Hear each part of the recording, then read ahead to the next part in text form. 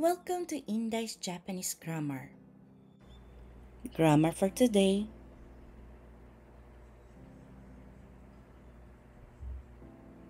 Level N3.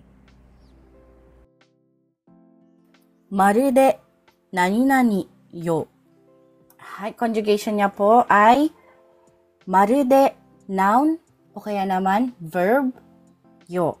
O kaya naman まるで verb adjective noun na normal form mitai. O kaya naman まるで noun da o kaya naman na adjective na da pero ida-drop down po natin ang da at papalitan po ng mitai. Ganyan po ang pag-conjugate ng まるで何々よ. Hi. So, ang katumbas po niya sa Tagalog is tila. Tila, blah, blah, blah. So, para na rin po siyang parang. Hi. Kasi yung parang po, hindi po natin ginamit kasi sa mitai ko po siya ginamit po. Ano po?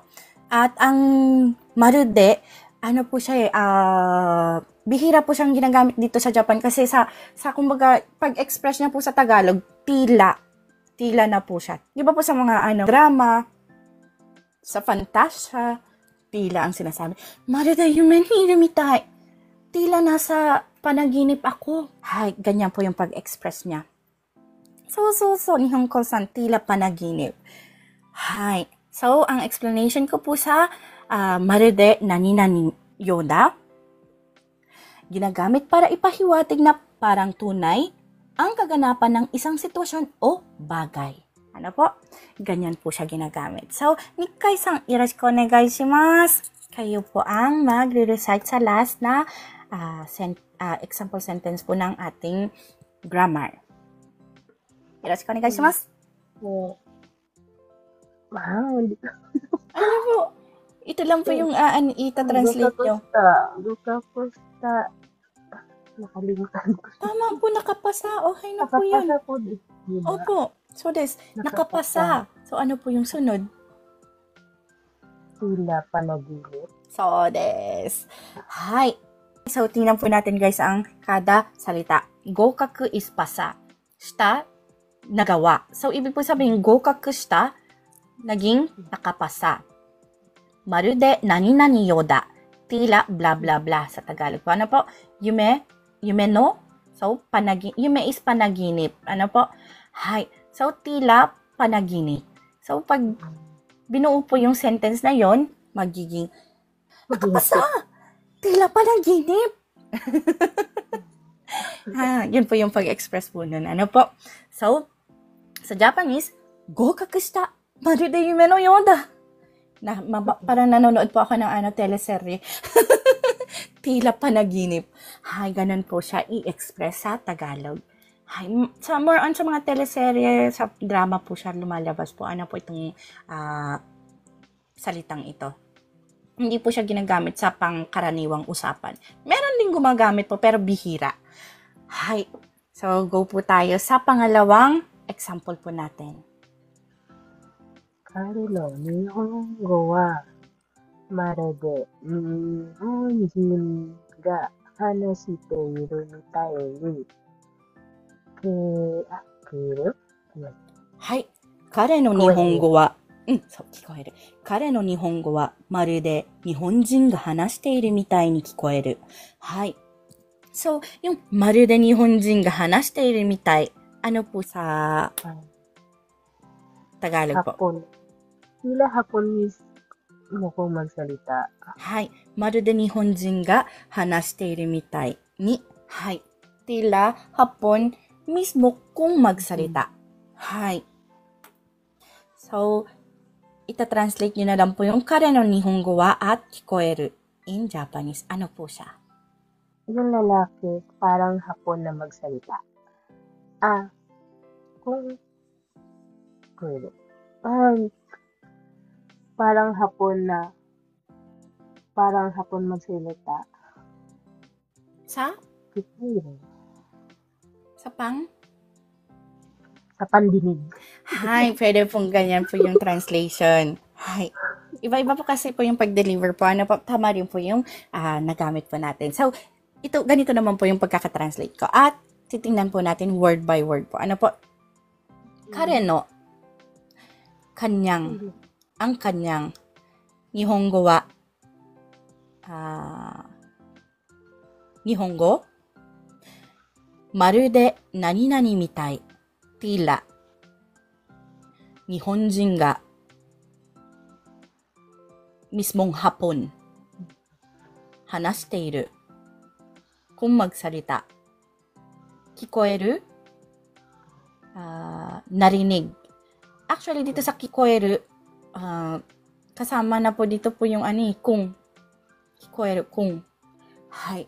So, pag pinagdikit-dikit po yung salitang yon, magiging narinig ko ang kanyang Nihongo tila hapon mismo kung magsalita. Hay.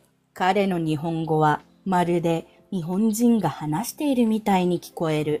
Yung po ang naging translation ko po. At Nikkei-san, mo chotto jishin motte kudasai. Tama po yung pagta-translate nyo. Parang lang po kayo, naiilang lang po kayo. Nagwo-word po siguro kayo na baka mali ako, kanyan po. Parang ako. Laging nagwo-word. So, guys, meron pa po tayong special special na paggamit po. So, ito po 'yun. Pabasa po, Nikkei-san. あなたの言うことはまるで了解できない。了解。はい。理解ですね。理解できない。はい。あなたの言うことはまるで理解できない。So, yung まるで理解できない、ano po siya sa Tagalog? Hindi ko maintindihan. So, tila hindi ko maintindihan. So, あなたの言うことは、ano po siya sa Tagalog? あなたの言うことは。Ang kanyang salita. Ang kanyang sinabi. Yun, mas okay po yun. So, ito sinabi. Plus yung sinabi niyo po magiging Hindi ko maintindihan. Tila hindi ko maintindihan. Tila hindi ko maintindihan. Ang kanyang sinabi. Hi! Arigatou gozaimasu! Ang galing! So, nandesu. Hi. So, tingnan po natin word by word po. Ano po? Anata no mo. Yu koto wa ang sinabi. Marude marude nani nani nai. Pero ano po siya, kumbaga negative form po siya dito. Ayun. Negative form po siya. So, ang kalahati po ng hindi dito, nakasama po siya dito sa sa tilang ito. Pero, dito po kasi deki, hindi, kasama talaga. Kasama po siya. So, dapat bold po siya. Hay. Kasi, negative form po ang nai. So, tila hindi. Dikay, intindi po ang dikay, intindi. So, dikay deki nai. Maintindihan. Ano po? At understood po na yung nagsasalita ang nagsasabi para doon sa subject na mo. Hindi ko po linagay na niya kasi po siya parang wala pong respeto. Kumbaga casual form po yung pananalita niya. Kaya mo ang pinili ko pong salita kasi niya. Pag sinabi po niya, medyo may respeto na po yun, formal form na po yun sa Tagalog. Kaya naging mo ang aking translation sa anata dito. Hay, so pag pinagtagpi-tagpi po ang mga salitang yun, magiging tila hindi ko maintindihan ang sinabi mo. Hay, anata no yu koto wa marude rikai dekinai. Yung po sa Japanese. Ito po ay cut out from our free entry lesson class. Sa taong 2025, may free entry lesson class po tayo tuwing MWF at 8 p.m. Japan time. Minsan, may extra class po tayo ng Saturday. At kapag meron, ay aking ina-announce ng umaga ng Sabado. Para po sa gustong sumali, please follow me and stalk me sa araw na aking nabanggit. Thank you for watching and please continue supporting me, follow me, and share my videos for more contents. Maraming salamat po. Hanggang sa muli.